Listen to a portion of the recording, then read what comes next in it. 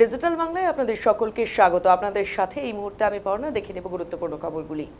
গ্রাম পঞ্চায়েত কর্মীদের গ্রেডেশন তালিকা দ্রুত প্রকাশ করা, অনতিবিলম্বে গ্রাম পঞ্চায়েত কর্মীদের বকেয়া পদোন্নতি, পরিচয়পত্রের ব্যবস্থা করা, গ্রাম পঞ্চায়েত স্তরে চুক্তিভিত্তিক গ্রাম পঞ্চায়েত কর্মীদের স্থায়ীকরণ এবং সমকাজের সমবেতন সুনিশ্চিতকরণ, গ্রাম পঞ্চায়েত কর্মীদের service book up to date রাখা এবং বকেয়া মহার্ঘ ভাতা, মহার্ঘ রিলিফ অবিলম্বে মিটিয়ে দেওয়ার দাবি সহ 6 দফা দাবিকে সামনে রেখে মঙ্গলবার কোচবিহার জেলার অতিরিক্ত জেলা শাসক তথা কোচবিহার জেলা পরিষদের অতিরিক্ত কার্যনির্বাহী আধিকারিককে ডেপুটেশন দিল পশ্চিমবঙ্গ গ্রাম পঞ্চায়েত কর্মী সমিতি কোচবিহার জেলা শাখা। এদিন এই দাবি সমূহকে সামনে রেখে কোচবিহার জেলা পরিষদ দপ্তরের সামনে বিক্ষোভ ও ডেপুটেশন কর্মসূচিতে সামিল হন এই গ্রাম পঞ্চায়েতের কর্মীরা। পঞ্চায়েত স্তরের কর্মচারীদের কোন ক্যাডারের পদোন্নতি হলেও বিগত বহু বছর যাবৎ গ্রাম পঞ্চায়েত কর্মীদের পদোন্নতি ও গ্রেডেশন তালিকা অসমাপ্ত অবস্থায় রয়ে গেছে। এমন অবস্থায় বকেয়া পদোন্নতি সহ সংশ্লিষ্ট দাবিগুলোকে সামনে রেখে ইতিমধ্যেই 2024 সালের জুলাই মাসের 30 তারিখ দাবিপত্র পেশ করা হলেও আজ পর্যন্ত এই দাবি পূরণে কোনো রকম উদ্যোগ গ্রহণ করা হয়নি বলে এদিন জানান এই সংগঠনের কোচবিহার জেলা সম্পাদক কল্যাণ চন্দ্র দাস।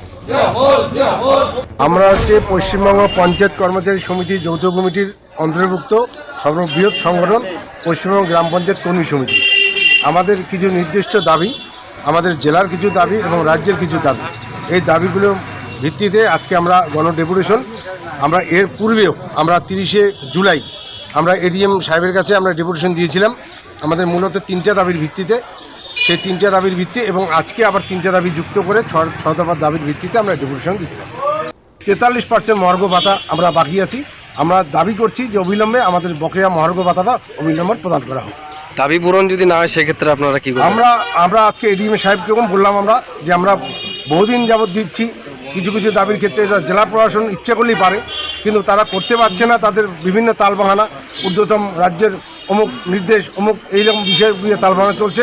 আমরা সিদ্ধান্ত গ্রহণ করেছি, আমরা সমিতিগত আবার বসে সিদ্ধান্ত গ্রহণ করবো যে এরপরে যদি দাবিগুলো পূরণ না হয় আমরা পরিবার পরিজন দিনে এসে আমরা জেলা প্রতিনিধির সামনে আমরা ধর্নায় বসবো, অবস্থান বিক্ষোভে বসবো।